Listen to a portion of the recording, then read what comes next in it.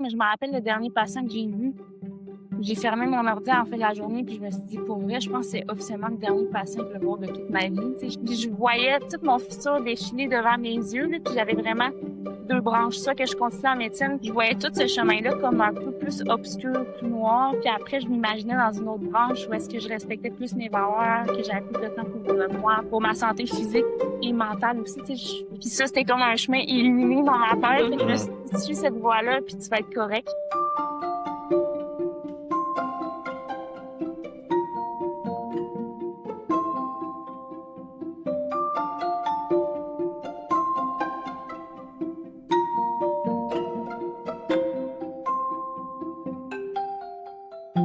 Bonjour à toutes et à tous, j'espère que vous allez bien. Je m'appelle Steven Palanchuk, puis aujourd'hui, je suis vraiment contente de vous présenter cet épisode parce que il est un peu spécial puis très intéressant. Un, pour le thème, parce qu'on n'en parle pas souvent, c'est-à-dire quitter la médecine. Puis deux, c'est que c'est une collaboration entre deux balados. Aujourd'hui, je vous présente Alice et Maud Gagnon. Elles sont sœurs jumelles, puis elles ont commencé leur résidence en médecine familiale pour finalement décider de prendre un autre chemin. En février dernier, elles ont lancé leur propre balado qui s'appelle Médecine à double tranchant. C'est un balado où elles racontent leur parcours, puis où elles ouvrent la discussion sur la santé mentale durant la formation médicale. On a donc décidé de faire un épisode ensemble entre Soigner jusqu'à se briser et Médecine à double tranchant. Vous allez d'abord entendre Alice et Maud vous présenter l'épisode, puis ensuite, on plonge dans la conversation. J'espère que vous allez apprécier, puis je vous souhaite une bonne écoute. Bonjour tout le monde, ajustez pas vos appareils, vous entendez bien la voix de Alice. Maud Gagnon. Nous sommes les deux créatrices du podcast Médecine à double tranchant. On a eu le privilège de s'entretenir récemment avec le docteur Steven Palanchuk, qui est fondateur de son balado Soigner jusqu'à se briser. Ça a été un super bel épisode dans lequel on a pu aborder notamment le thème de la réorientation de carrière après des études en médecine.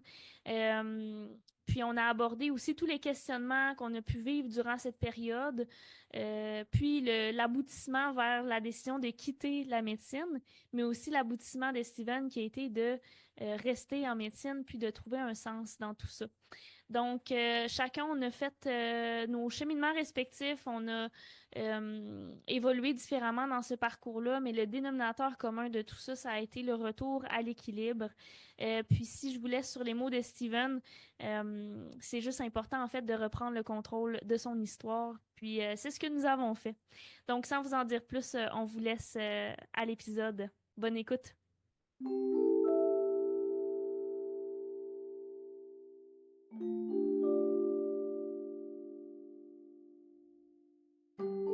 Première question pour vous, je voudrais savoir pourquoi vous avez accepté de participer à ce projet-là. Veux-tu commencer? Ben, premièrement, je pense que nous, de base, on a à cœur de briser les tabous aussi au niveau de la médecine parce que notre propre podcast qu'on a débuté, moi, c'était en janvier, février. Médecine à double tranchant. Le but, c'était de briser un peu les tabous qu'il y a en médecine. Quand ça va moins bien, on n'en parle pas et tout ça. Fait que quand on a vu ton podcast, on s'est dit, Kim, je pense que ça serait l'opportunité de participer aussi à un vecteur de changement. Puis de nous-mêmes pouvoir se dévoiler. Tu sais, il y a plein de gens qui l'ont fait, là, des infirmières, des médecins là, sur ta plateforme. Je pense que même si nous, on n'a pas finalement on n'est pas devenu patronne par toute notre histoire de vie, mais on a quand même quelque chose d'intéressant à dire au point de vue études en médecine. C'est vrai que ça prenait tout son sens de pouvoir partager notre histoire puis de le dire un peu à cœur ouvert parce qu'il y a beaucoup de tabous en général là, dans les histoires en médecine. Puis moi, je dirais, c'est sûr, ça a été, je pense, un processus. Là. Mettons, la première fois qu'on s'est contacté, je suis pas sûre que j'aurais dit, OK, oui, on fait ouais, un podcast ensemble parce que je pense qu'à ce moment-là, j'étais peut-être pas prête encore à parler publiquement de la réorientation ou tout ça. Puis il y avait beaucoup d'émotions associées à ça. Puis je pense qu'elles sont encore présentes, mais ils commencent à s'apaiser. Puis aussi, il y a un certain sens qui commence à se créer au travers de tout ça. Puis moi, je me dis, si aussi ça peut inspirer d'autres personnes qui, à un moment donné, se sentent un peu dans une impasse en médecine, Ben, je pense que ça notre mission, elle va être accomplie. On pourra au moins, dire que notre expérience, ça va inspirer d'autres personnes, éventuellement. Parce que c'est pas, des modèles qu'on voit, souvent, des réorientations de carrière, tu sais, alors que les études médicales sont terminées, que la résidence, est débutée. Mmh. Comme vous dites, on dirait que c'est peut-être tabou. Je sais pas c'était quoi, les sentiments qui vous habitaient, peut-être qui vous bloquaient à en parler, au début? Ah mon Dieu! Ben, la honte. La honte, là, Oui. vraiment, moi, c'est comme si, c'était comme le feeling de faire un marathon, puis un marathon de 42,2 kilomètres, puis tu en as fait 40, puis là, tu fais: «OK, non, je sors du marathon». Mmh. Fait que c'était vraiment la honte associée à ça, de dire: «Tu tellement mis d'efforts, puis, tu décidé volontairement de te retirer de ce processus-là, puis qu'est-ce que les autres vont penser?» Puis il y a quelque chose de très, hem très glorifiant en médecine de dire: «C'est tellement dur de rentrer». Ouais. Il y a tellement de monde qui se font rejeter plusieurs fois au processus d'admission, que toi, tu es rentré, tu l'as fait ton parcours quasiment jusqu'à la fin, tu décides de quitter. Moi, Ouais. c'est ça que je me disais: «Hey, mon Dieu, les gens vont ma famille va avoir honte, les gens autour de moi vont avoir honte», mais tu sais, Mmh. je pense que c'est une honte qui m'habitait que je projetais sur les autres. Puis aussi, tout ce qui se passe dans les médias par rapport au manque de médecins de famille, parce que nous, on était en résidence en médecine familiale. Il manque tellement de médecins. Notre belle-mère est coiffeuse, puis ses clientes, à quel point ils nous suivaient, puis ils disaient: «Hey, tu vas être notre médecin de famille quand tu vas finir». Il y avait vraiment l'aspect un peu de pression de dire: «Il y a des patients à traiter dans la société, puis on est la relève». Puis là, nous, on quitte le bateau, puis on est quand même 2 médecins en moins dans Mmh. pour la société. Fait que moi, il y avait beaucoup de ça aussi, une espèce de sensation que je peux pas servir la société comme j'avais pensé. Puis, pour reprendre l'image du marathon, ben, ça arrive de voir des gens qui s'effondrent, juste, à la fin tu sais, des arrêts cardio-respiratoires. Fait que j'imagine quand on sent que notre survie est menacée, c'est peut-être juste normal que de vouloir se protéger. Ouais, vraiment. Tu sais, de dire: «Est-ce que je veux passer la ligne d'arrivée dans un état, physique et mental, complètement à terre versus de dire: "OK, je me retire avant, mais je gagne autre chose", tu sais? Fait que Mmh. ouais. Ben, ça revient à la question de dire: «Est-ce que ça en vaut la chandelle?» tout ça, tu sais? De dire: «Est-ce que est-ce que de terminer ton marathon, avoir la médaille autour du cou, est-ce que ça aura valu tous les efforts que tu aurais faits ou juste avoir la médaille autour du cou, tu seras tellement pas bien avec toi-même que tu vas dire: "Ben, j'aime mieux affronter la souffrance de quitter"». Mmh. Tu sais, c'est Mmh. je pense que ça dépend de chaque personne. Tu sais, il y en a qui vont dire: «Ben, moi, pour moi, avoir la médaille, ça va être tellement de réussite qui va l'emporter sur tout le reste». Puis comme nous, il y avait plus de pertes que de gains. À un moment donné, c'est un calcul énergétique. Puis j'imagine que c'est pas, ben, évidemment, c'est pas une décision qu'on prend à la légère, du jour au lendemain. C'est du moment où est-ce que ça a commencé à vous trotter dans la tête, puis que vous avez finalement pris la décision, ça a été quoi votre réflexion? Moi, ça a vraiment pris du temps, puis je me rends compte que c'est comme, une graine qui a été semée puis qui a germé pendant plusieurs années, je pense, mais dans le fond, moi, quand je suis rentrée au préclinique, je suis arrivée du cégep, puis j'ai fait mon préclinique directement. Puis là, il y avait aucun doute là, que c'était ma place, là. Je me rappelle, je suivais les cours, puis je me disais: «Mon Dieu, je tripe sur la matière», là. On était, tu sais, moi, on était ensemble, on était à la même université, on avait notre gang d'amis. Il y a quelque chose de très motivant dans l'affiliation, dans le contenu, que tu apprends, puis aussi dans l'équilibre que tu as. Tu sais, on dirait Mmh. que ces bancs d'école, on avait plus un équilibre de vie. Sinon, on faisait notre préclinique en 3 ans. Fait que moi, j'avais aucun doute que c'était ma place, puis c'est vraiment rendu à l'externat que là, j'ai fait mon premier épuisement et puis que j'ai pris mon premier arrêt.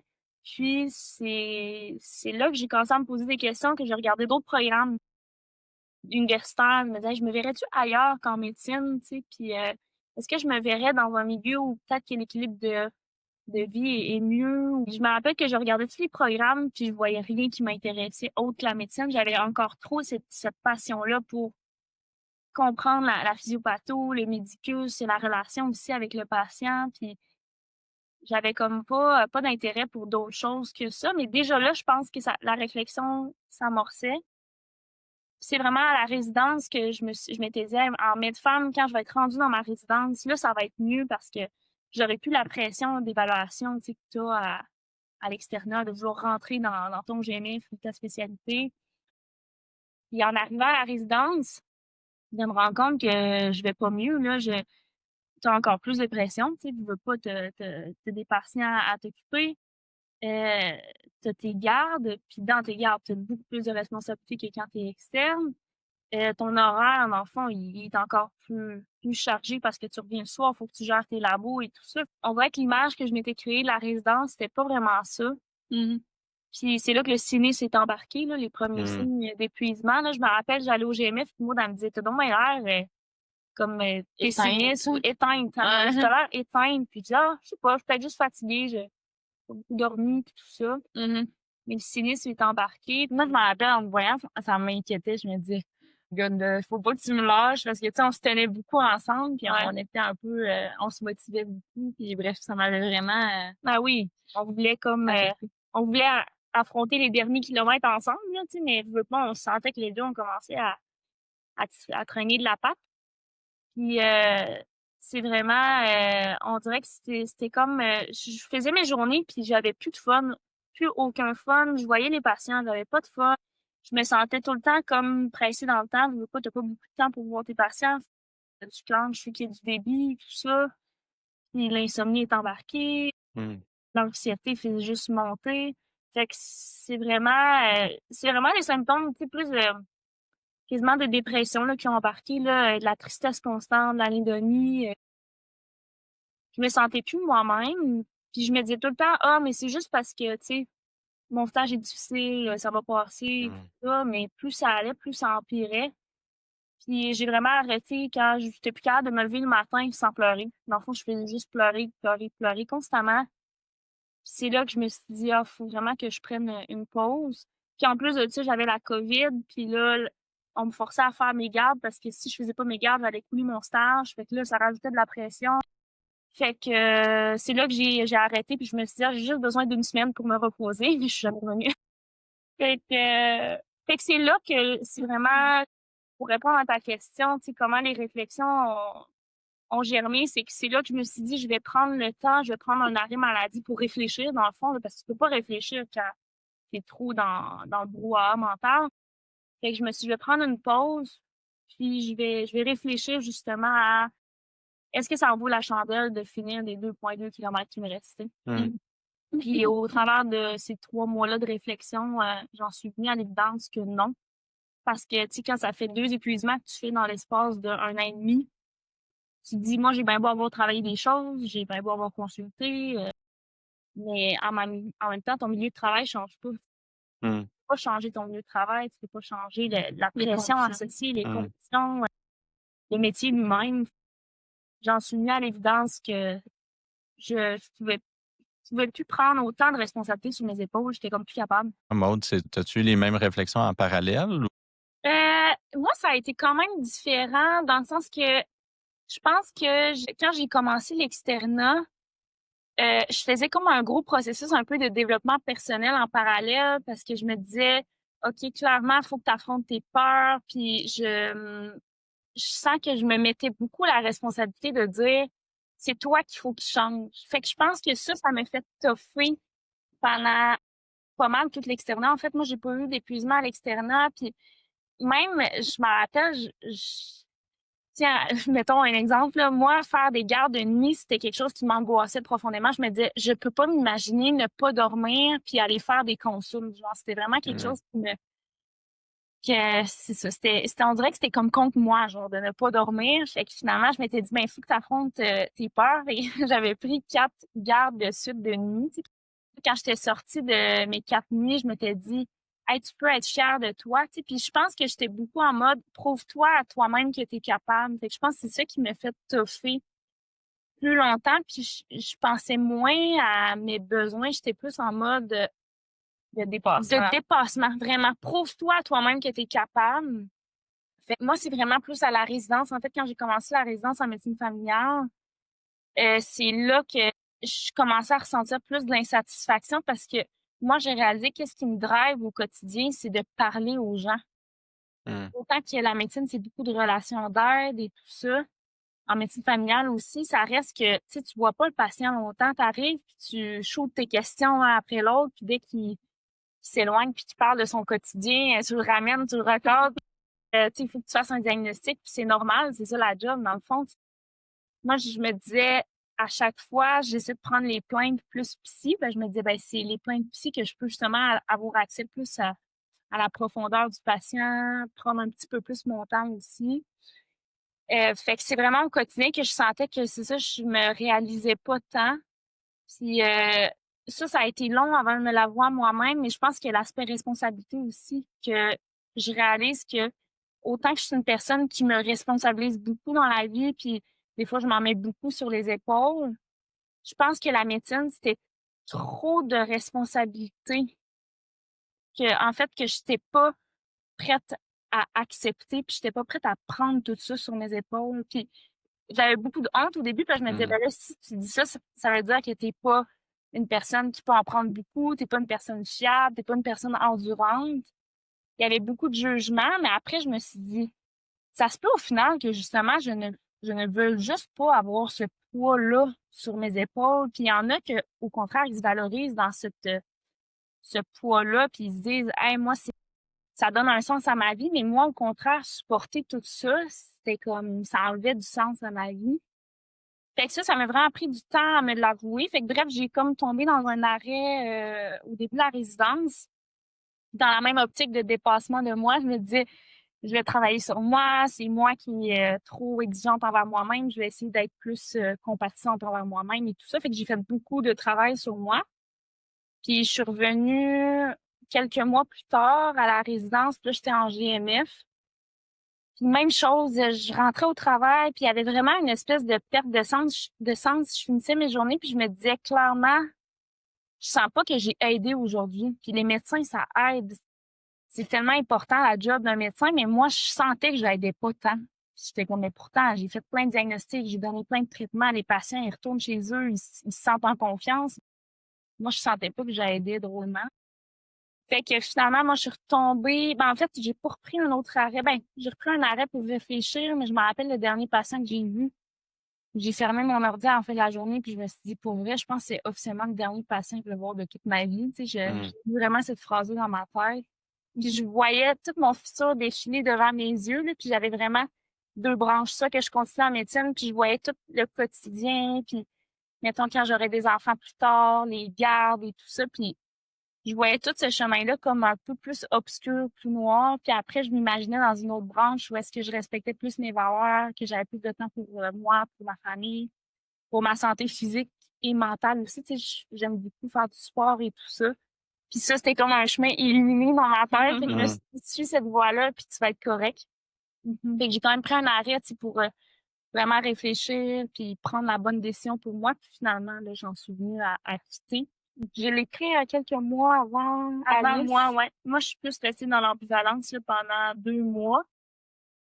Mais moi, c'est drôle, c'est vraiment quand j'allais voir ma médecin qui s'occupait de mon arrêt maladie, que à chaque fois que je me pointais à la clinique, ça me faisait tout le temps, non, non, je me vois pas faire ce qu'elle fait en ce moment.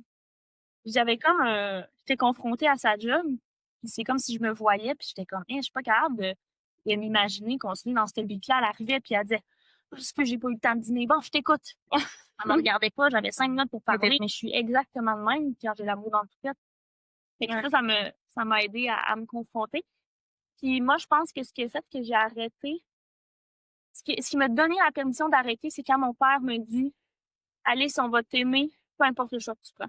On dirait que moi, ça l'a enlevé, là, un poids énorme sur mes épaules, de me dire, OK, mes parents vont être fiers de moi, peu importe le choix que je prends.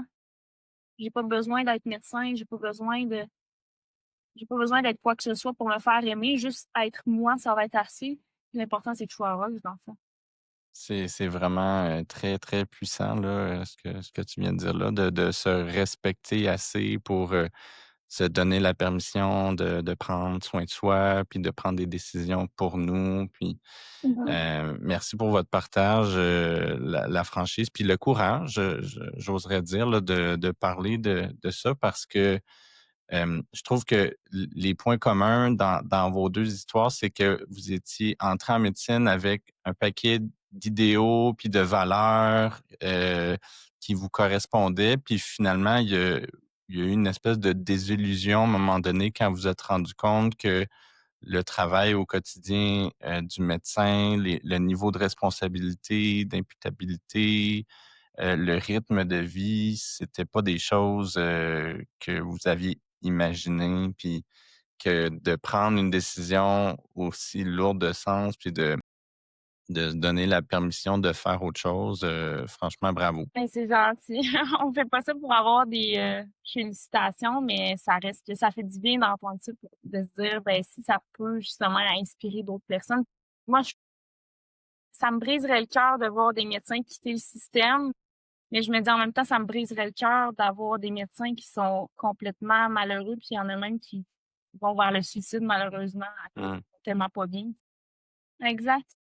Vraiment. Puis, tu sais, j'en ai pas parlé, moi, mais moi, l'aspect anxiété financière, c'était vraiment quelque chose qui pesait hum, beaucoup aussi dans ma décision. Puis je pense qu'on n'en parle pas beaucoup en médecine, là. Tu sais, souvent, c'est quand tu es en résidence, tu remplis ta marge, puis tu sais que tu vas la rembourser un jour. Mais tu sais, si j'ai un conseil à donner aux gens, c'est de jamais prendre pour acquis que tu vas finir médecin. Je pense hum, que tu sais, ça fait partie des possibilités que tu finisses pas. Puis, tu sais, je dis pas non plus d'avoir un mode de vie full dans la restriction et tout ça, mais moi, personnellement, ça l'a pesé quand même dans ma décision de dire, OK, j'ai des dettes sur ma marge, je vais-tu être capable de les rembourser? Puis, j'en ai croisé des étudiants qui sont tellement loadés sur leur marge que c'est même pas une option. Puis, hum. moi, je me dis, y a-tu rien de pire dans la vie où est-ce que t'es pas libre de faire un choix à cause de tes dettes? Tu sais, c'est Ouais. atroce, moi, je trouve, penser comme ça, tu sais. C'est une prison. Vraiment, une cage dorée, vraiment. Tu sais, tu parles des désillusions.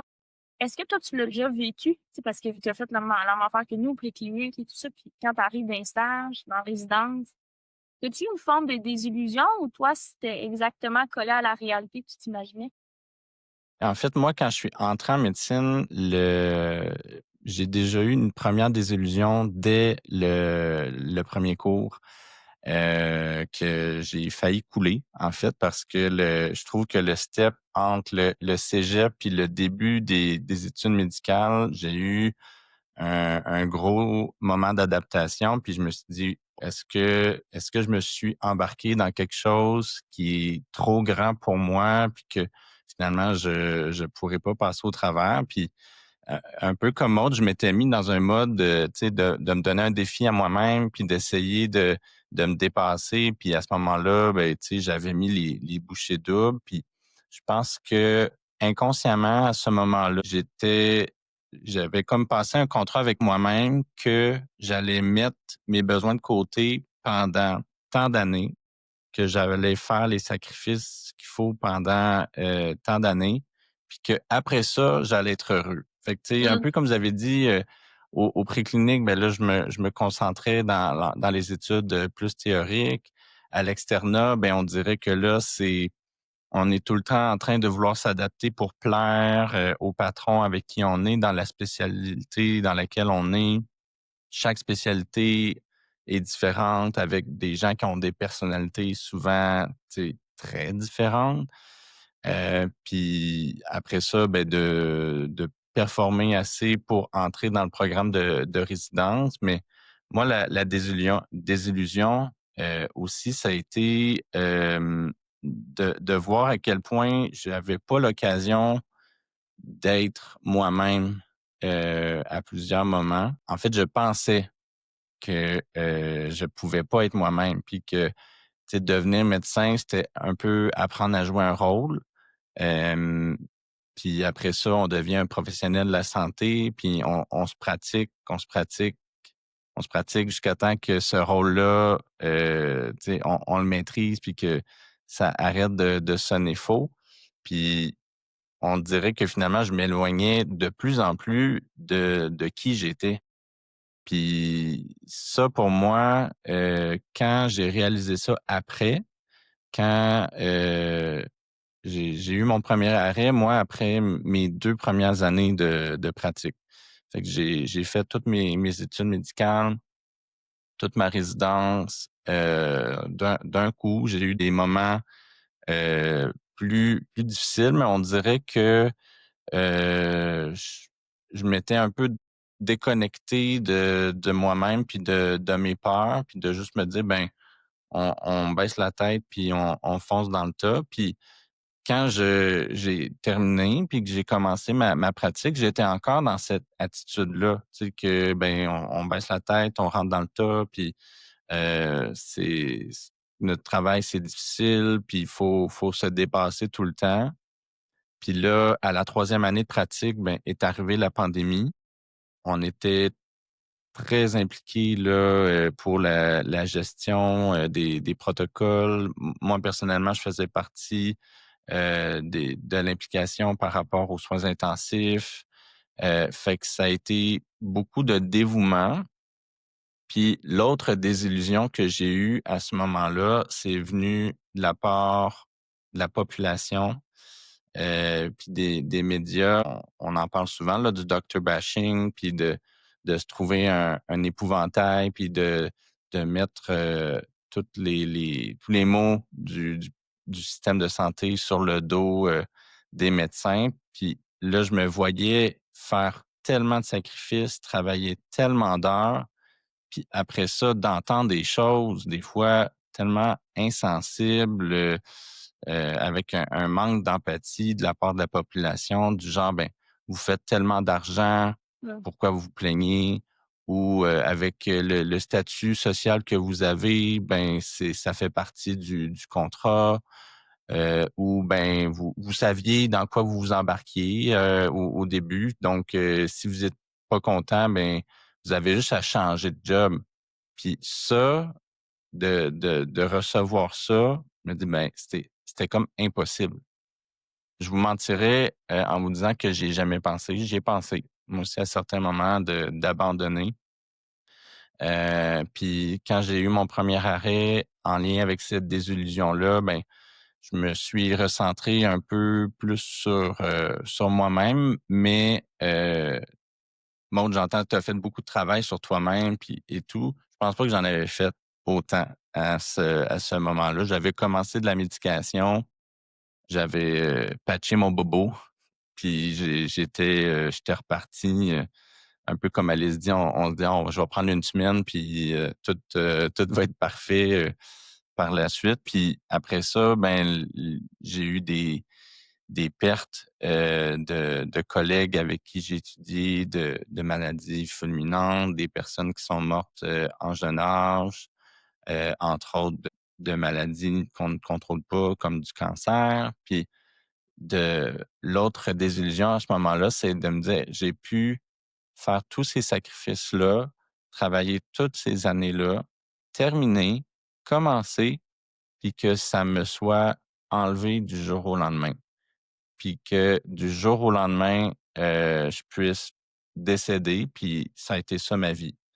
Puis là, je me suis dit: «Ben, c'est-tu vraiment ça que je veux que ça soit ma vie?» Puis je me posais beaucoup de questions, puis à ce moment-là, ben, je pense pas que j'avais le recul nécessaire, heu, pour voir que le problème, c'était finalement la déconnexion de moi-même. En fait, je m'étais plus mis dans un état d'esprit où est-ce qu'il fallait profiter de la vie. Mais à ce moment-là, pour moi, profiter de la vie, ça a été, la consommation de substances puis la fuite. Puis ça, je l'ai compris par la suite. Puis le séjour en thérapie, puis cet arrêt-là qui a été donc plus prolongé, c'est là finalement où est-ce que j'ai regardé tout le parcours. J'ai fait un bilan, puis je me suis dit: «Bon, ben, tu es rentré avec des idéaux, tu es rentré avec un objectif». Puis je me suis dit: «Ben, qu'est-ce que j'aime encore d'être médecin?» La réponse, c'était, un peu comme je disais, c'était la connexion. C'était les moments où je pouvais être moi-même avec, un patient, avec une famille, à pouvoir échanger, à pouvoir pleurer. Puis je me suis dit: «Ben, c'est ça le sens pour moi. Ça m'a permis de revenir en arrêtant de jouer un rôle. Puis ça a été au début très difficile parce que la carapace, elle est très épaisse. Puis on pourra en reparler du curriculum caché, là. Je pense que c'est un peu ça qu'on a tous constaté puis auquel on a été confrontés. Mais je pense qu'après ça, ben, de faire le choix de rester soi-même puis de continuer à soigner avec le cœur puis l'humanité que ça prend, ben, c'est là qu'on peut redonner du sens puis sortir du cynisme. En fait, moi, ça a été ça, mon histoire. Je me demande parce que, tu sais, quand tu dis que de te reconnecter à la connexion humaine au quotidien, est-ce que tu es capable, parce que, tu sais, être interniste, c'est comme un job qui est énorme, là, mais juste niveau, est-ce que tu es capable de connecter au quotidien? Parce que, tu sais, connecter, des fois, ça prend quand même un petit peu plus de temps. Ça demande de t'arrêter aussi, puis écouter les patients, puis t'es moins dans OK, go, go, go, je fais mes choses. Est-ce que tu sens que tu, tu restes quand même la tête hors de l'eau, puis tu gardes quand même ton efficacité de médecin, ou tu sens que ça nuit des fois? Je commence ma 8e année de pratique. Je vous dirais les premières 5 années, j'avais beaucoup de difficultés à trouver cet équilibre-là. Hem, Puis maintenant, je trouve que j'ai compris un petit peu plus c'est quoi mon rôle, c'est quoi la tâche, c'est quoi les attentes envers moi comme spécialiste quand on me demande dans un dossier ou quand je prends en charge des patients. Puis de prendre le temps, de se donner la permission de prendre le temps, ben c'est sûr que ça vient avec des choix. Puis des fois, le choix, ça va être de dire, ben j'accepte d'être en retard dans ma clinique ou j'accepte de finir plus tard cette journée-là parce que je me suis donné la permission de prendre plus le temps. J'essaie le plus possible, puis je pense pas avoir trouvé encore la réponse parfaite, mais de trouver un équilibre entre les 2 parce qu'à un moment donné, mais on n'a pas le choix d'avancer, puis la journée, il faut qu'elle finisse à un moment donné, puis j'essaie de le verbaliser même aux patients de manière très transparente. Des fois, je leur montre la liste, puis je leur dis: «Ben, regardez, là, j'ai toutes ces autres personnes-là à voir. Là, on a eu un moment aujourd'hui ensemble. Je vais revenir demain, puis on va poursuivre cette discussion-là». Puis la plupart du temps, les patients comprennent. C'est sûr que des fois, il y en a qui sont plus dans la revendication ou qui ont tellement attendu avant de te voir que les attentes sont tellement élevées que si tu corresponds pas à leurs attentes, ben là, ça crée du mécontentement. Des fois, donc la relation thérapeutique part sur des mauvaises bases, mais moi, je vous dirais que là, maintenant, quand j'en ai l'occasion, je je laisse tomber vraiment les masques. Puis, tu sais, maintenant, je suis capable un peu plus aussi de faire mon questionnaire, mon examen physique, ma réflexion de manière très conversationnelle, tu sais, avec le patient. Puis moi, j'ai plus l'impression d'échanger, de placoter, puis d'apprendre à connaître l'autre personne, puis à travers ça, de faire mon rôle de médecin. Mais ça, comme résident, j'étais pas capable de faire ça.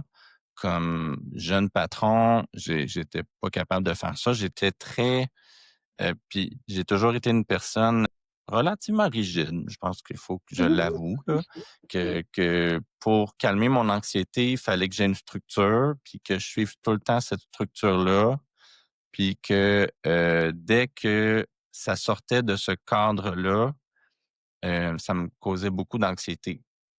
Hem, Là maintenant, ben tu sais, j'accepte une relative perte de contrôle, puis de juste me dire, ben regardez, la journée, ça va être ça aujourd'hui. Puis, tu sais, à quoi bon me flageller puis de me dire: «Ah mon Dieu, c'est tellement difficile».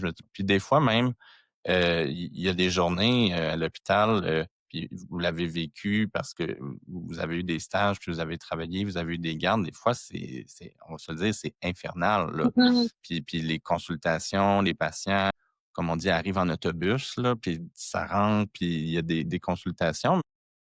Maintenant, ce que je fais, c'est j'essaie de prendre ça un peu plus à la blague, Mhm. puis d'avoir un peu des clins d'œil complices avec le reste du personnel ou les autres médecins, puis de dire hey, on a perdu le contrôle aujourd'hui, hein? Puis ouais, des fois, je me souviens, je m'étais retourné, puis j'avais dit à une collègue néphrologue, bon, ben, on ferme-tu l'hôpital? Je pense que ça, on a assez, là, on ferme, puis on rouvre demain 8 heures. Puis, On en prend tu sais, de juste essayer de dédramatiser, puis c'est sûr qu'on n'a pas tout le temps le luxe de faire ça, parce que des fois, on a des patients à voir, puis c'est lourd émotionnellement.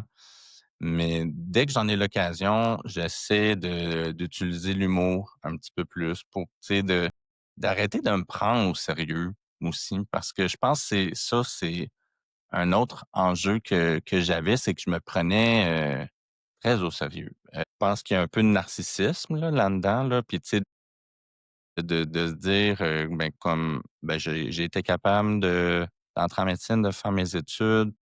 Là, à un moment donné, il faut que je montre une certaine façade, mais ce que tu dis, Alice, moi, ça me touche beaucoup quand tu me dis ton père te dit moi, je vais toujours t'aimer quand même. Ça doit tellement être libérateur d'entendre ça, là, parce que on a tellement peur de décevoir les gens qui, au final, je suis convaincu qu'ils veulent juste qu'on réussisse à se réaliser dans notre plein potentiel puis à être heureux. C'est Mhm. les gens qui tiennent vraiment à nous, s'en foutent un peu là, de ce qu'on fait. Ils vont juste se dire, ben, est-ce qu'on est heureux? Oui, ben, c'est tout ce qui compte. Vraiment, puis quand on rentre en médecine, à un moment donné, ça devient tellement identitaire que c'est comme si tu t'en vas dans des parties de famille, puis c'est comme: «Ah, qu'est-ce que tu fais?» «Je suis médecin», tout ça, médecin résidente. Puis c'est comme si c'est tellement collé à notre identité, puis à notre fierté, puis tout ça. Mais quand tu te rends compte que les gens t'aiment pour autre chose que ça, tu te dis: «OK, je dois pas juste être médecin, je dois avoir d'autres choses, je dois être, je dois avoir plein d'autres qualités, plein d'autres passions, mais c'est ça. Je pense que un point, ben, ça me rappelle quand tu as dit que tu étais retournée à l'école secondaire puis tu avais recroisé tous nos profs, parce qu'on s'entendait beaucoup, tu sais, on s'entendait bien avec nos profs du secondaire. Puis, je me rappelle, tu étais revenue puis tu m'avais dit, tu sais, elle avait les larmes aux yeux puis elle me disait: «Je leur ai tout dit que finalement j'avais quitté médecine». Il y en a pas un qui avait une once de jugement, tu sais, ils étaient tous en mode, Mmh. dans le fond, ils te reflétaient tes qualités en tant que personne et non pas en termes de compétences, en Ouais. termes de overachiever, puis à quel point tu étais bonne à l'école. C'était vraiment tes qualités humaines qui te ressortaient.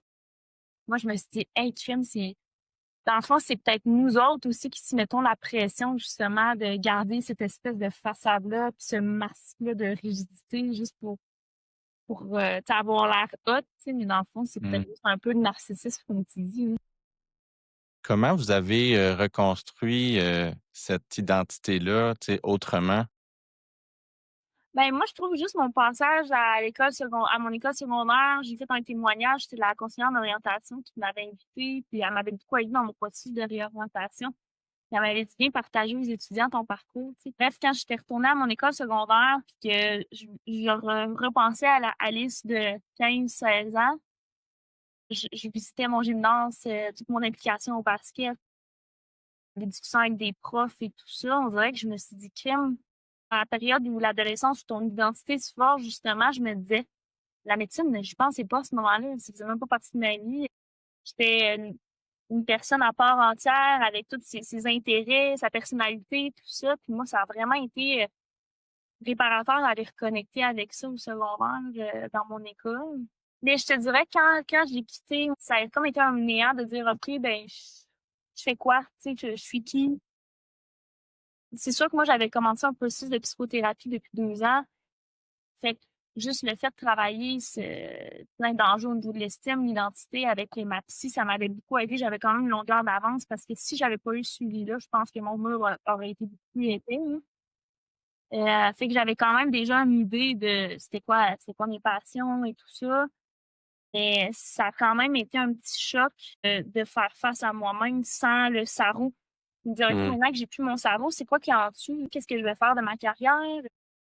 Comment j'occupe mon temps?» Tu te ramasses à des horaires de 75 heures semaine, puis là, tu fais du 37,5. Fait qu'il y a quand même un 37,5 heures de plus dans ta vie. Fait que moi, ça a vraiment été, confrontant au début, mais je te dirais que rapidement, juste le fait de pouvoir recommencer mes sports, pouvoir commencer à lire, plus avoir la pression constante d'étudier, de connaître mes choses, de tout le temps être dans le faire, là. Mmh. Penser pour avoir progressivement atterrir dans le être. Mmh. Moi, ça m'a fait un des plus grands biens, même si au début ça a été difficile. Ouais, mais moi, je pense que, tu sais, ça serait mentir de dire que j'ai retrouvé mon identité, là. Clairement, tu sais, là, ça fait 6 mois, je pense, officiellement qu'on est quittés. Puis je pense qu'il y a aussi l'aspect qu'on est jumelles, avec question identitaire, c'est tout le temps, ça rajoute une coche de plus. Moi, je te dirais que je suis comme plus en démarche justement pour essayer de reconnecter à mes valeurs profondes, puis à mes intérêts aussi. Puis je pense que ça passe par justement se trouver d'autres projets, d'autres rêves, d'autres buts. Puis dans toutes les autres sphères de ma vie aussi, tu sais, parce que oui, le travail, ça prend une place importante. Mais là, en ce moment, je suis intervenante psychosociale dans un organisme communautaire, puis je réalise justement que je veux pas que le travail prenne toute la place. Tu sais, je veux que mon identité se forge dans d'autres sphères. Oui, le travail, c'est important, mais je veux quand même développer mon identité dans mes autres sphères de vie. Puis c'est encore en construction, là. Tu sais, je pense que, à la limite, ça prend quasiment toute une vie, je pense, se connaître réellement. Mais là, maintenant, j'ai le temps. J'ai peut-être pas encore l'argent, mais au moins, j'ai le temps pour me permettre de me découvrir puis d'explorer des nouvelles passions et des choses que j'aime. Puis c'est sûr que j'aurai toujours une fascination profonde pour la psychologie, le développement personnel. Mmh. C'est quelque chose, je pense, qui est ancré, puis je vais orienter ma future carrière là-dedans. Fait que ouais, moi, je dirais sans ça. conclusion. C'est une bonne question, en fait, que vous soulevez. C'est qu'est-ce qu'on peut faire avec un diplôme MD puis une partie de résidence? Moi, ça a été mon plus grand vertige en quittant en me disant j'ai un diplôme, tu sais, parce que quand tu finis l'externat, tu ton doctorat, mais c'est comme équivalent d'avoir un bac en droit sans barreau, tu sais, tu peux pas pratiquer. Fait que, euh, c'est drôle parce que moi, quand j'ai fini, là, j'ai envoyé mon CV là, à plein d'endroits. Je me rappelle, j'ai même appliqué comme préposé aux bénéficiaires. Puis là, le monde, il m'écrivait, vous êtes surqualifié pour le poste. Tu sais, je pense que j'avais envoyé ça comme serveuse dans les restaurants. Puis le monde regardait mon CV, puis il y avait toujours un point d'interrogation d'en face, tu sais. Ouais. Puis à la limite, je pense que ça peut nuire aussi en quelque sorte. Ça me nuit, tu sais, certains emplois. Et là, finalement, moi, j'avais envoyé mon CV au centre Casa. Je me rappelle, mon boss actuel m'avait appelé puis il avait dit c'est la première fois que je reçois un CV comme ça, mais je trouve ça vraiment intéressant. Fait qu'on veut te convoquer en entrevue, tu sais. Fait que je te dirais que jusqu'à ce jour, je ne sais pas encore complètement qu'est-ce qu'on peut faire avec un doctorat en médecine sans résidence complétée. Mais certainement, dans tout ce qui est relations d'aide ou communautaire, ben, moi, on a trouvé quelque chose là-dedans parce qu'on a un parcours solide en relation d'aide tout simplement. Puis, je sais qu'il y a beaucoup de possibilités en pharmaceutique. J'ai vu qu'il y avait des compagnies pharmaceutiques qui exigeaient, dans le fond, le doctorat sans nécessairement avoir complété la résidence. Je pense que tu peux travailler en santé publique au gouvernement. Euh, Sinon, mais moi, je les avais considérés, ces emplois-là, c'est juste que je trouve qu'il n'y avait pas assez de relations one-on-one, puis de contact humain, c'est ça, en intervention, moi, je trouve que c'est le bread and butter au quotidien, là, fait que c'est ce qui me compte personnellement. Mais c'est pas la fin du monde, tu sais, puis tu peux toujours aussi aller chercher un autre petit diplôme. Tu sais, à l'Esprit Moi, on est inscrite actuellement à la maîtrise en orientation.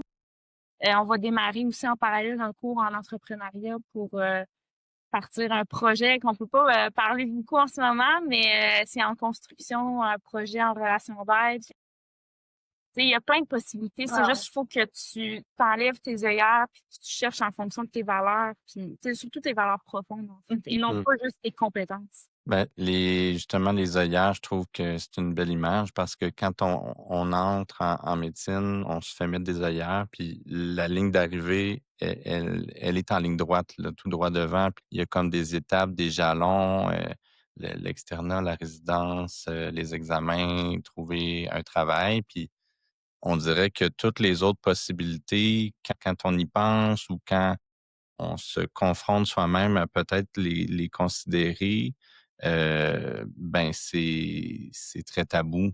Vraiment. Puis je trouve que on n'a pas beaucoup de modèles de rôle non plus. Puis c'est ce que je trouve super intéressant de votre histoire, c'est que on, on peut, vous êtes la preuve que ça peut fonctionner. Puis il y en a eu d'autres avant vous, il va en avoir d'autres après vous. Mais je pense que de parler publiquement, ben ça vient un peu illustrer que c'est possible, qu'on peut se réinventer, qu'on peut trouver un sens à sa vie quand même. Fait que Oui, je ouais, trouve ça vraiment. vraiment intéressant.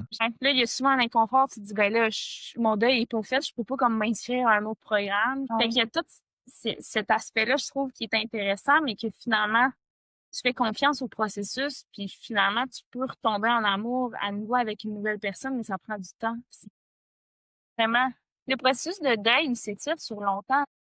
Moi, je me rappelle, là, quand j'ai quitté médecine, c'est comme j'étais peut-être en isolation de l'affect ou dans un gros déni. On dirait que je sentais pas d'émotion. Puis il y a un soir là, où je l'ai pleuré, là, comme une peine d'amour, là, seule et moi. Tu sais, de dire, OK, là, je réalise, là, je voyais toutes mes années d'avant. Puis là, je me disais, OK, tout ça, moi, dans ma tête, je me disais, comme, à quoi ça a servi? Tu sais, j'étais beaucoup là-dedans à ce moment-là. Mais tu sais, ça m'est arrivé la semaine passée, je l'ai repleuré encore, là, tu sais. Puis c'est comme un processus de deuil qui est en train de se consolider progressivement. Pendant le processus de deuil, à un moment donné, il arrive la saison du printemps puis de l'été, puis on dit que Mm. c'est là que tu commences à avoir de nouveaux projets, recommencer à dater, puis à t'imaginer une vie qui est autre que celle que tu as connue. Mais c'est un long processus, je pense qu'il faut pas le minimiser puis le banaliser, ça prend du temps quand même. Et qu'est-ce que vous diriez s'il y a des gens qui nous écoutent qui sont en pré-contemplation par rapport à ça? Moi, le meilleur conseil que je peux donner, c'est autorise-toi de prendre une pause. Parce que clairement, tu ne peux pas réfléchir si t'es à fond dans les études. Tu sais, puis je reviens juste rapidement sur quelque chose que tu as dit, Steven. Tu disais en tant que résident, il y avait comme une espèce de rigidité, puis j'étais pas moi-même. Puis je pense que ça, c'est causé, oui, par, je pense, la culture médicale, par les traits de personnalité internes, mais il y a aussi l'aspect que la médecine, c'est tellement une charge mentale qui est énorme en termes d'apprentissage qu'à un moment donné, tu n'as pas le choix de te mettre dans un mode où est-ce que tu coupes tes besoins, puis tu te dis, là, je me mets en mode guerrier fonceur, puis tu fais juste étudier, étudier, étudier, puis tout le reste prend le bord. Fait que moi, je pense que si tu es en pré-contemplation, une pause, ça fera jamais de mal. Puis tu sais, au pire, tu prends une pause, puis tu reviens, puis tu continues ton chemin, mais te donner le droit d'avoir un moment d'arrêt, juste de dire, OK, là, je prends une respiration, là, puis je me permets d'être honnête envers moi-même, justement, puis de reconnecter à tes besoins profonds. Puis juste ça, c'est tabou, prendre une pause en médecine. Mais oui, je suis d'accord avec toi, prendre une pause, puis une fois que tu es dans ta pause, c'est de te poser les bonnes questions. Si te poser les bonnes questions, ça passe pas par aller te valider auprès de plein de personnes, mais vraiment de... Moi, je suis partie dans une retraite silencieuse pendant 3 jours dans le bois, seule, avec ma petite cabane puis mon feu de foyer. Puis là, c'est vraiment là que je me suis dit, OK, là, t'es en dialogue avec toi-même. Puis tu n'as pas le regard de personne d'autre que le tien. Puis c'est là où tu te poses les questions de est-ce que j'ai du fun dans mon quotidien, en fait? Est-ce que je me lève le matin et réellement j'ai du fun, ça me tente de faire ma journée? Donc, si la réponse est non, déjà là, il y a un problème. Déjà là, c'est pas normal qu'on vive 100 ans ou moins, puis qu'on fasse, je sais pas moi, 50 ans de job où t'as pas de fun en te levant le matin. Tu sais, c'est juste là, je pense, c'est de sonner une cloche, en fait. Puis après, de dire foncièrement, se poser la question, honnêtement, quelle vie je veux? Et c'est quelle composante dans ma vie je dois avoir pour que ça ait du sens, puis que ces 80 à 100 années-là auront valu la peine pour le petit temps qu'on passe sur Terre, dans le fond, là. Fait que vraiment, de se poser, c'est des questions quasiment existentielles, en fait, mais je pense que c'est nécessaire parce qu'il faut trouver un sens dans notre quotidien, sinon, on est un pilote automatique, puis on fait juste avancer sans contrôle de nous-mêmes, tu sais. Mm. Je pense que côtoyer la mort, ça peut amener des réponses. Moi, je l'ai fait avant l'externat, dans le fond, parce que j'avais foncièrement peur de la mort. Je me disais clairement, il faut que il faut que je m'expose à ça, parce que je vais voir des patients mourir. Puis je suis allée à Michel Sarrazin faire du bénévolat.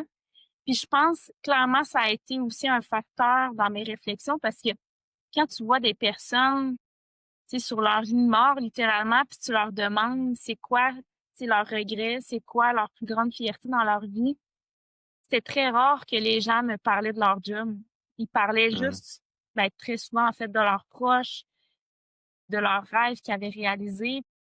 Moi, je trouve que des fois, d'aller parler à des gens, justement, qui sont en fin de vie, que ça met la caméra envers toi-même, puis tu dis, ben, moi, quand je vais être sur mon lit de mort, c'est quelle vie que j'aurais vécue, tu sais, puis c'est quelle vie que je pourrais dire, hey, je suis fière d'avoir vécu cette vie-là, dans le fond. Fait que moi, je pense que ça m'a beaucoup aidé aussi dans mes réflexions.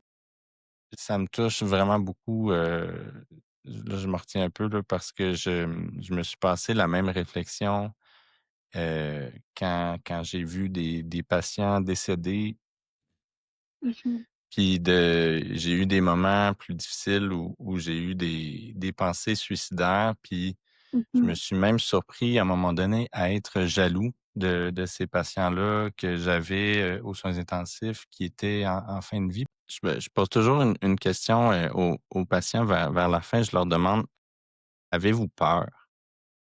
Puis, je vous dirais 98 du temps, la réponse, c'est non. Les gens accueillent ça avec, sérénité. Puis moi, j'étais presque jaloux de cette paix intérieure-là. Puis quand on est, dans une phase difficile de notre vie, ça peut être très confrontant, de voir que ça peut être, paisible. Mais c'est très confrontant aussi de se dire, ben, il y a plein d'autres options, puis quand je vais être rendu là, parce que oui, on va tous mourir, puis qu'est-ce que je voudrais dire sur mon lit de mort? Puis est-ce que je serais fier de la vie que j'ai menée? Puis c'est comme un peu ça qui m'a rattaché, à la vie. C'est de me dire, ben, mon travail est pas fini. Puis j'ai encore des choses à accomplir. Tu sais, rappelle ces amis-là que tu délaissés, heu, reprends contact avec les gens autour de toi parce que je m'étais beaucoup isolé. De me donner la permission de voir qu'il y aurait quelque chose après, tu sais, qu'il y a d'autres options. C'est vrai que d'être confronté à la mort, je pense que c'est finalement l'angoisse, ultime, là, tu sais, qu'on a tout le monde, à l'intérieur de nous. Puis je pense qu'après ça, toutes les autres angoisses partent, de là. Mais ça peut aussi donner beaucoup de pouvoir. Mhm. Vraiment.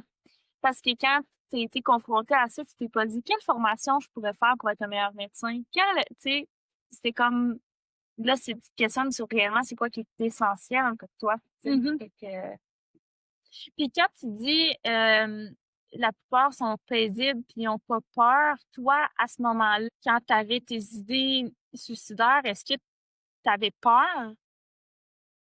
C'était quoi le rapport que tu avais par Oui, monde? en fait, c'est une bonne question parce que oui, j'étais pas paisible du tout. Je pense qu'il faut prendre le temps de le souligner pour les gens qui nous écoutent. Tu sais, le suicide ne doit jamais être une option.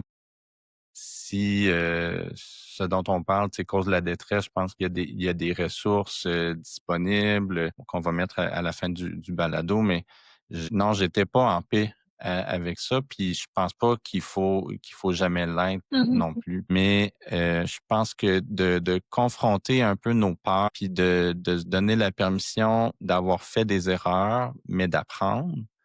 Je pense que c'est aussi ça qui peut, nous redonner l'espoir puis l'énergie de continuer puis de voir qu'il y a d'autres options.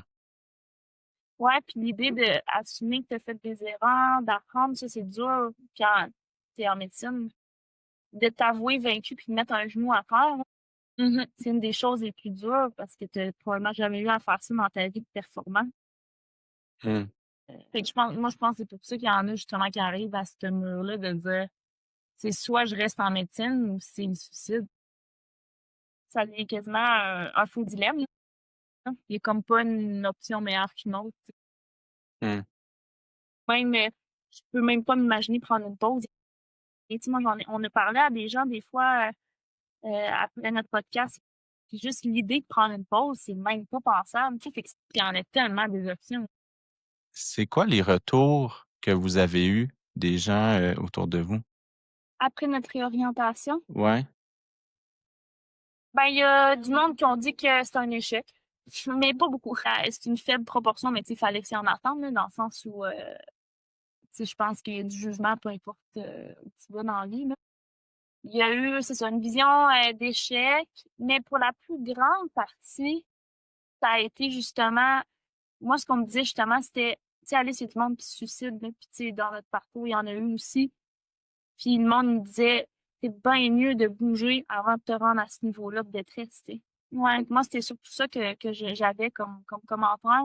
Beaucoup de courage aussi, de dire, Mmh. ça prend beaucoup d'humilité, de, de justement oser quitter un marathon comme ça, puis ça prend beaucoup de courage pour faire face à toutes les pertes associées à cette décision-là, tu sais. Moi, je pense que c'est ce qui me, tu sais, je pense que clairement, la décision, faut pas que tu le prennes justement pour ce que les autres te disent autour de toi, mais moi, je pense que c'est quelque chose qui m'aide encore au quotidien aussi à affronter toutes les pertes que je vis encore par rapport à ce choix-là, de me rattacher au courage, justement, de me dire, tu sais, le courage, la définition, c'est d'affronter tes peurs. C'est pas justement de ne pas avoir peur, c'est de dire, t'en as des peurs, mais tu vois qu'il y a quelque chose qui est tellement plus grand en avant de toi, puis qui vaut la peine d'affronter tes peurs, que tu vas accepter d'affronter tes peurs, justement. Fait que, puis moi, je pense que c'est majoritairement le message que je retiens autour des personnes. Il y a beaucoup aussi, souvent, d'incompréhension au début, de dire on comprend pas. Mais quand on explique les raisons, moi, je trouve que c'est le mot qui sort souvent. Ouais, c'est vrai. Non, t'as Vraiment. raison. Ça prend beaucoup de courage, ça prend beaucoup d'humilité pour faire ça. Moi, il y a ma conseillère, ben, la conseillère en orientation qui me suivait, elle m'avait dit, Alice, juste à cause de ce choix-là, elle dit, tu peux pas réaliser l'impact que ça va avoir sur ton estime personnelle. Quand elle m'avait dit ça, je me disais, ah ouais, tu sais, en quoi ça va un lien sur mon estime? Mais après, là, je comprends tout le sens de ce qu'elle veut dire, c'est que maintenant que tu vis une vie en cohérence avec tes valeurs, tu sais, que je rentre au travail, que j'ai le temps d'écouter mes clients, que je prends 1 heure avec eux, que j'ai le sentiment d'avoir été au fond des choses, ça fait que je finis mes journées. Je sens pas que je suis en méga dépassement comme j'étais en médecine ou en accomplissement ou en overachieving, mais je sens que ce que j'ai fait, c'était assez. Ça connecte avec mes valeurs. Puis au niveau de mon estime, je pense que c'est là où j'ai vu le plus grand progrès. J'ai une vie qui est plus en cohérence avec mes valeurs. J'ai réellement le sentiment d'aider. Je pense que c'est non négligeable l'impact que ça a sur l'estime personnelle. Réellement, malgré la honte, tu sais, hein, la honte rime pas avec estime, mais même si j'ai eu de la honte, mon estime a juste augmenté avec le temps. Moi, je trouve que ça m'amène aussi une certaine flexibilité parce que quelqu'un qui est beaucoup aussi dans le contrôle, tu sais, je me reconnaissais dans ce que tu disais, Steven, on dirait que ça à un moment donné, Alice, tu m'avais dit une phrase, je me rappelle encore, mais tu avais dit parce que je stressais justement par rapport à mon futur, je me disais: «Oh my God, je m'en vais où?» et tout ça. Puis tu m'avais dit: «Mousse, il y a genre 5 ans», elle m'appelle Mousse, mais Maude, «Il y a 5 ans de ça, est-ce que tu te serais imaginé faire médecine puis quitter?» Tu sais, puis j'ai dit: «Pas pantoute». Ben, elle dit: «Ben, comment tu peux prévoir tes 5 prochaines années?» Tu sais, puis je me suis dit: «Ben, c'est tellement vrai, dans le fond, c'est plus de se ramener au quotidien, puis tu sais, aux prochains mois, puis c'est important d'avoir des buts long terme, de ne pas non plus être en fixation puis avoir une rigidité extrême par rapport à ces buts-là, tu sais, puis de laisser un peu la vie se passer puis profiter de la vie aussi dans tout ça, tu sais. Mmh. C'est pas facile. Non, non, c'est vraiment pas facile, surtout pas quand t'es en médecine puis que t'as tout le temps, tu sais, quand t'as une personnalité performante, c'est que t'as tout le temps quelque chose à atteindre, là, tu sais. Oui, comme si c'est sky is the limit puis t'en as jamais assez de ce que tu pourras accomplir. Vraiment. Tu sais, fait que quand t'es tout le temps là-dedans, ben, c'est sûr que c'est le fun parce que c'est le fun de se dépasser, mais quand tu te dépasses au détriment de ta santé mentale, ben, Ça me fait penser, J'ai eu la conversation avec docteur Sonia Lupien, là, qui est experte en stress puis en neurosciences. Puis j'ai reçu beaucoup de commentaires à la suite de la diffusion de cet épisode-là en lien avec un certain passage qu'elle dit, c'est qu'il y a des gens peut-être qui n'ont pas la résistance au stress pour faire les métiers qu'ils font mais qui osent pas se l'avouer, puis qui persistent dans cette voie-là. Puis les commentaires que j'ai reçus, on dit, ben, tu sais, docteur Lupien remet le poids du système de santé puis de tout ce qui est dysfonctionnel sur les épaules des individus, puis on leur dit, ben, c'est de ta faute si t'es pas capable de t'adapter. Mais je pense que la réponse est beaucoup plus nuancée, puis ce que vous dites, ce que vous avez fait, vous en êtes la preuve, tant qu'à moi, il y avait quelque chose qui vous disait, ça correspond pas à mes valeurs. Puis, appelons ça la résistance au stress, mais ça peut être quelque chose de plus large pour être en cohérence avec ce que vous êtes. Mais bref, votre cerveau vous parlait, mais vous aviez appris à le taire, puis à vous dire, ben non, on a choisi ça, on va continuer, puis là, la détresse donc augmente, puis notre corps essaie de nous parler, puis là, il y a des symptômes physiques qui arrivent, puis je trouve que, tu sais, d'oser se l'avouer à soi-même en premier, de dire, ben, je suis pas heureux, je suis pas heureuse, je veux faire autre chose, puis de se donner la permission de le faire. Je pense que c'est un peu ça que disait. Vraiment, puis ben moi, je suis totalement d'accord avec toi que c'est nuancé dans le sens que encore là, on a tous nos facteurs internes à nous, mais il y a aussi les facteurs externes. Puis moi, avant, j'étais gênée de le dire, mais là, je suis plus gênée de dire, ben moi, j'aimais pas ça avoir la vie des patients entre mes mains. Clairement, je ne veux pas avoir ce rôle-là dans ma vie, puis je veux pas sentir que si je fais une erreur de médicament, une erreur de dose, que ça pourrait coûter la santé ou la vie de quelqu'un. Je sens qu'il y a vraiment une honte justement à dire ça, de dire ben non, tu peux pas dire ça, au contraire, t'es hot, t'es supposé sauver les gens, t'es supposé vouloir ça. Moi, maintenant, je suis capable de dire ben non, je veux pas ça finalement. Moi, je veux être capable de si je fais une erreur, de pouvoir revenir en arrière, puis en intervention, si je dis quelque chose que finalement c'était peut-être pas la bonne intervention, je peux toujours reparler au client puis dire hey, l'autre jour, quand il dit ça, c'était pas ça finalement. Quand tu es en médecine, peux pas faire une erreur ou l'erreur coûte très cher, tu sais. Fait que je pense qu'il y a autant justement les facteurs internes de ta voix toi-même, puis après les facteurs externes de dire oui, c'est vrai qu'on peut pas mettre la faute sur les médecins et leur gestion du stress. Je pense qu'il y a vraiment des facteurs systémiques aussi. Mais je pense une combinaison des deux, qu'il faut essayer de régler les deux, en fait, effectivement.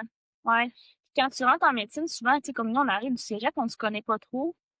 On rentre dans ce parcours-là, tu sais, on nous dit à l'entrée, vous allez être, vous êtes la crème de la crème. Tu sais, c'était quoi qui nous disait, la société vous surveille. Tu sais, quand tu te dis ça, plutôt qu'au 18, 19 ans, t'es comme, oh mon Dieu, ok, il me semble que tu réalises pas le poids, tu réalises pas. Fait que ça se peut qu'après, c'est une garde tard, t'apprends à le connaître à travers des stages, puis tu te rends compte que, ah, ben, effectivement, j'ai peut-être pas, j'ai peut-être une grande résistance au stress, parce que je pense que pour rentrer en médecine, il faut avoir un minimum de résistance au stress. Mais peut-être qu'en termes de dans le spectre de résistance au stress qui est nécessaire pour toffer, peut-être que je suis pas dedans, tu sais. Fait que c'est un peu ça que Sonia voulait dire, tu sais. Ouais, c'est correct de se l'avouer. Exact. C'est ça. C'est de respecter tout simplement, tu sais, nos valeurs, puis être en cohérence avec ce qu'on dit, ce qu'on fait, ce qu'on pense. Qu'est-ce que, tu sais, si vous aviez pu vous conseiller avant d'entrer en médecine, tu sais, tu parlais, Alice, quand tu étais allée à ton école secondaire, là, si tu t'étais croisée dans le gymnase en train de jouer au basket, qu'est-ce que tu te serais dit? Je pense que je me serais dit, je me serais assise avec moi-même, puis je me serais dit, ah, t'es vraiment déjà au secondaire, j'étais dans la performance, là, combien de méritants je vais avoir, tout ça. Je me définissais quand même par la réussite, par mes méritances. Fait que je pense que j'aurais eu une discussion avec moi-même en me disant, là, t'amorces une vie dans laquelle il faut que tu fasses un choix, dans une job dans laquelle tu vas travailler. Puis je me serais dit, t'as pas besoin d'être dans l'hyper-performance pour te faire aimer. Je pense juste ça m'aurait apaisée. Puis, ça aurait fait en sorte que je ne sais même pas si je vais rentrer en médecine, pour être bien honnête, parce que moi, je regardais aussi beaucoup la psycho. J'étais quand même intéressée par ça, mais vu que j'avais des bonnes notes, je me disais: «Je peux pas aller là-dedans, faut que j'aille en sciences nat». Tu sais, dans les il faut, là. Fait que je pense que déjà là, à ce moment-là, j'aurais une discussion avec moi-même en me disant que j'ai pas besoin de gagner toutes les méritas, j'ai pas besoin d'être la meilleure dans tout pour me faire aimer, juste être moi, c'est assez. Fait que ça aurait changé bien des choses, je pense, sur mon choix de carrière, ce que j'aurais fait. Peut-être que je serais rentrée en médecine aussi, mais je pense que j'aurais appris déjà à cet âge-là à m'autosuffire puis à m'estimer sans nécessairement être dans l'hyper-performance. Ouais. Soit, hey, c'est une excellente question. Je pense que c'est la première fois que je me la fais poser. Moi, je pense que clairement, j'aurais dit, je me serais dit à moi-même, sois plus douce envers toi-même, puis tu sais, pratique l'autocompassion dans le fond. Parce que je pense que si j'avais été plus autocompatissante là, envers moi-même, j'aurais plus laissé les réflexions émerger, puis justement les besoins non comblés émerger plus tôt. Du moins, je les aurais plus écoutés. C'est un peu comme être compatissante envers toi-même, c'est un peu comme quand tu parles à ta meilleure amie, tu sais, puis quand tu parles à ta meilleure amie, tu t'es pas en mode jugement, tu juges ses émotions, tu juges ses pensées, tu es vraiment plus en mode accueil, puis tu as le goût d'en savoir plus sur qu'est-ce que l'autre vit, tu as le goût de essayer de la comprendre, décortiquer avec elle ses émotions.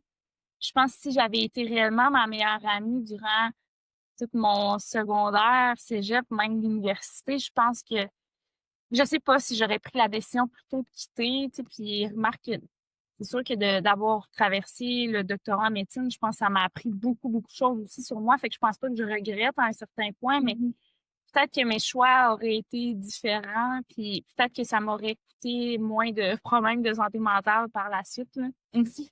Ouais. Fait que, ouais, je dirais ça. Si je te reviens la question, Steven, ouais, qu'est-ce que ça serait dit? Euh, Ta valeur ne dépend pas du regard des autres. Ça m'a pris du temps à le réaliser. Euh, Puis moi aussi, je me définissais beaucoup par la performance. Puis pour être digne d'amour, il faut être le premier, faut être parfait. Mhm. Donc le perfectionnisme tout le temps. Juste que je suis suffisant tel que je suis. Puis de vivre en accord avec ce que je veux, ben, c'est juste normal. Puis de traverser des difficultés parce que il va en avoir. Il y en a eu, puis je vais en avoir d'autres. Euh, c'est normal. L'autre conseil que je me dirais, c'est parle plus. Mm. Va voir les gens autour de toi, demande de l'aide, euh, ose dire quand ça va pas. Parce que je m'étais beaucoup isolé. Moi, je suis enfant unique, fait que, tu sais, j'étais un peu dans la mentalité, il faut que je m'organise tout seul. Mm. Donc, c'était toujours ça le premier réflexe, c'était comment je peux aller puiser en moi, dans mes ressources, pour m'organiser tout seul. Puis de ne pas demander de l'aide, pour moi, c'était une réussite. Tu sais, c'était comme la preuve que je faisais bien les choses. Mais le conseil que je me dirais, c'est non, demande de l'aide. Puis ça prend une grande maturité pour savoir quand on a besoin d'aide. Mhm. Puis finalement, de m'entêter à ne pas demander de l'aide, c'est pas bienveillant. Tu sais. Puis je trouve ça beau. Moi, ce que tu dis, c'est de devenir son meilleur ami. Tu sais, si j'avais été capable d'être mon meilleur ami, qu'est-ce que je me serais dit? Puis c'est bien certain que, euh, comme tu dis, il faut être dans l'accueil, plus dans la validation de ce qu'on pense, puis de ce qu'on ressent beaucoup aussi. Puis j'avais cette petite voix intérieure-là qui me parlait, mais que j'avais appris à taire. Puis je pense que d'apprendre à l'écouter, d'apprendre à lui parler avec gentillesse, ben c'est pas de la faiblesse. Au contraire, je ne me suis jamais senti aussi fort que depuis le moment où j'ai parlé de mes vulnérabilités, puis où j'ai repris le contrôle de mon histoire, puis je laisserai pas les autres définir qui je suis. Puis je pense que le fait d'en parler, ben, ça brise l'isolement, puis ça brise le silence, puis cette espèce d'omerta qu'on a dans notre milieu. Puis je dis souvent, tu sais, les choses sont tabous parce qu'on tolère qu'elles soient tabous. Fait que si on veut pas que ça soit tabou, ben parlons-en. Puis arrêtons d'en débattre, là, que c'est tabou, pas tabou, on va juste en parler, tu sais. Puis je pense qu'il faut juste commencer à quelque part, puis on peut pas contrôler quand est-ce que les autres sont prêts à parler, mais on peut, nous, tu sais, faire le travail d'en parler. Tu sais, on se contrôle soi-même, on contrôle nos perceptions, on contrôle pas nos émotions, mais on peut les écouter, puis tu sais, essayer d'apprendre de ça. Je pense que c'est ça que je me dirais. Puis si je te repose aussi une question que tu nous as posée, tu sais, c'est quoi le retour que tu as eu depuis justement que tu en parles plus? Puis c'est quoi ce que les gens disent autour de toi, en fait? C'est très positif. J'entends beaucoup le mot courage, un peu comme vous avez dit. Moi, je dirais, je suis pas courageux nécessairement. Je pense que d'en parler, ça fait juste prouver qu'on est plusieurs personnes à se sentir comme ça. Euh, Puis je suis pas donc unique. Tu sais, en ayant vécu ces difficultés-là, il y a un paquet d'autres personnes qui sont passées au travers. Là où peut-être je suis différent, c'est que euh, j'ai pas j'ai pas accepté de me laisser contrôler par ces événements-là, puis de laisser des facteurs extérieurs, un système dysfonctionnel me définir, puis que je peux quand même faire le choix de d'adapter ma pratique en fonction de mes valeurs. Puis les retours que j'ai eus, en fait, avant d'en parler, j'avais eu plus euh, de crainte. J'ai des gens qui m'avaient déconseillé d'en parler, entre autres sur les troubles de dépendance,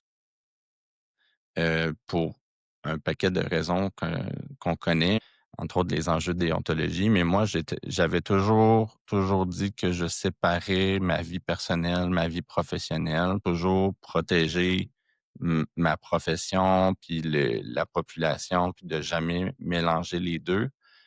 De cette déconnexion-là de soi-même, je pense que c'est très insidieux. Puis même ça, sans aller dans le trouble, combien de fois on rentre du travail puis on dit ah, j'ai besoin d'un verre de vin ou tu sais d'espèces de dire ben je veux bien dormir, je veux éteindre mes pensées.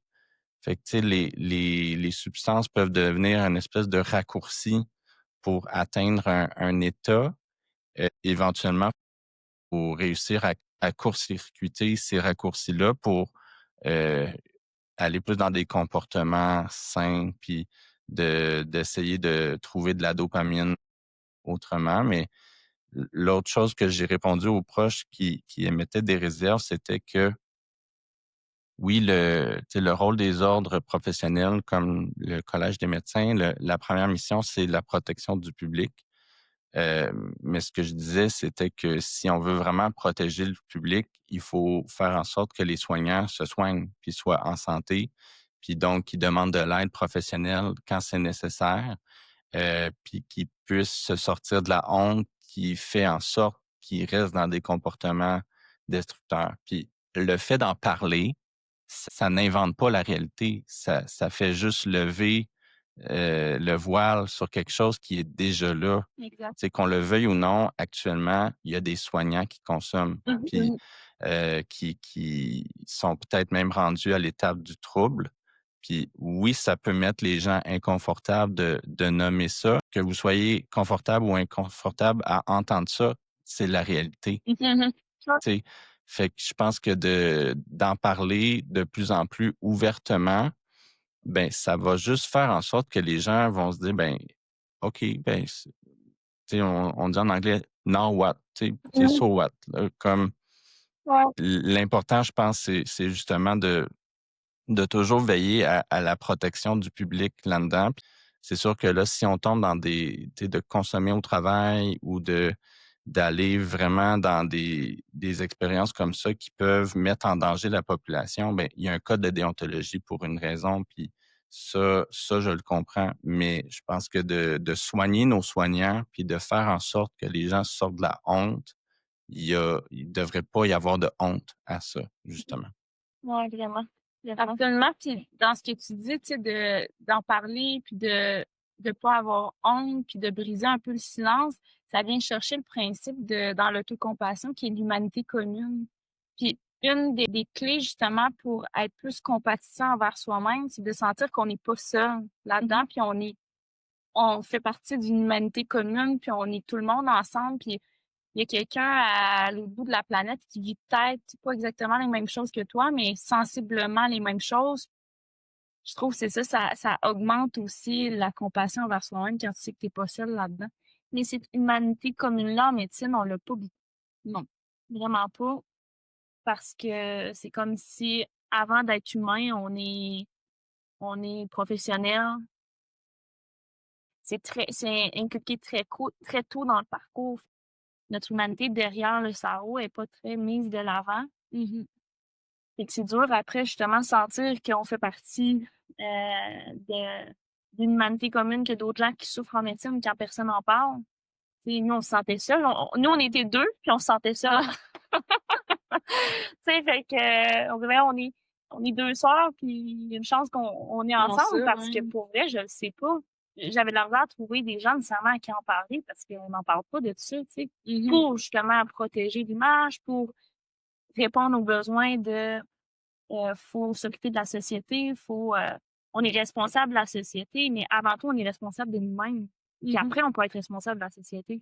On est beaucoup dans le sauveur, on va s'oublier soi pour sauver l'autre, tu sais.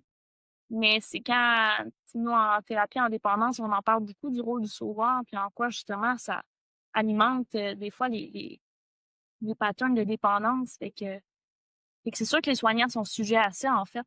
Ils sont sujets à développer des troubles et tout ça. Tout comme tout être humain, dans le fond, là, on n'est pas à l'abri de ça, personne, mais c'est comme si on a un idéal que le médecin ne sera jamais malade, qu'il n'y aura jamais de trouble, parce que, mon Dieu, sinon, la société ferait quoi?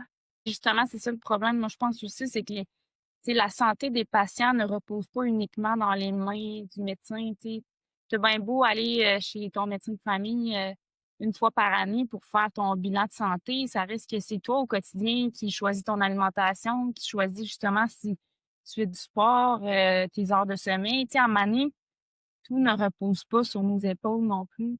Mais il y a quand même une imputabilité. Puis, oui, puis elle doit être là en quelque sorte encore là pour protéger le public, mais c'est pour ça que moi, je trouve ton podcast, je trouve que c'était une géniale idée, puis ça venait chercher un peu l'idée du nôtre de briser ce silence-là, puis ces tabous-là, cette omerta-là, là, justement, de ne pas en parler. Puis...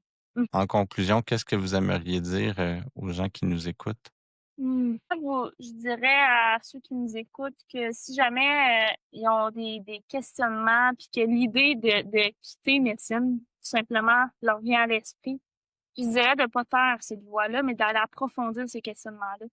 C'est pas parce que tu l'approfondis que ça va être ça ta décision. Tu t'en es la preuve, Steven, tu l'as eu ce questionnement-là, puis finalement, avec tout ton parcours, ton développement personnel, tu as décidé de rester. Ouais. Tu as trouvé du sens dans ton emploi.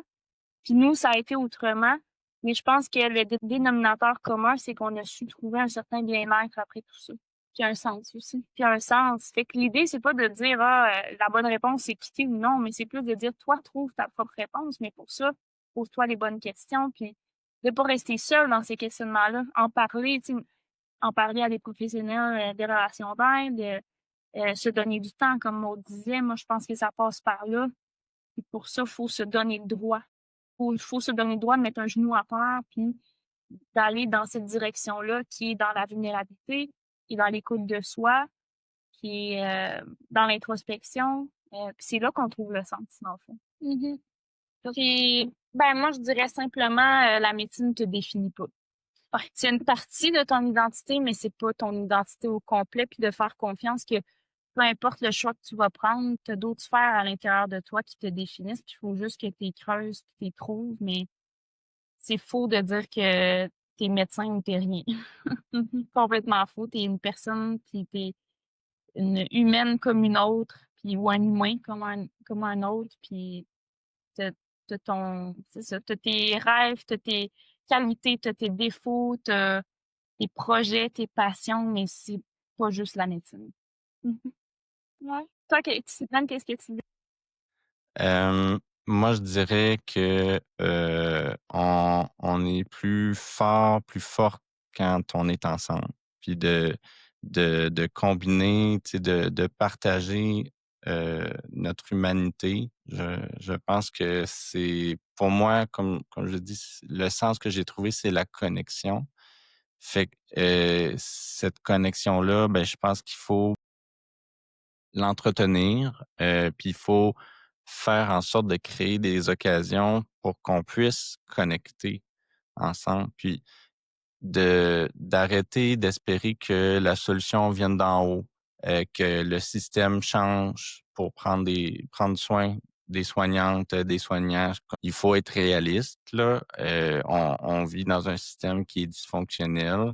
On fait partie de ce système-là, mais comment on peut s'unir ensemble pour être plus fort, plus forte, puis de créer quelque chose qui pourrait faire en sorte qu'on redonne du sens à tout ce qu'on fait. Où est-ce qu'on peut vous entendre, vous voir? On peut nous écouter sur Spotify, YouTube.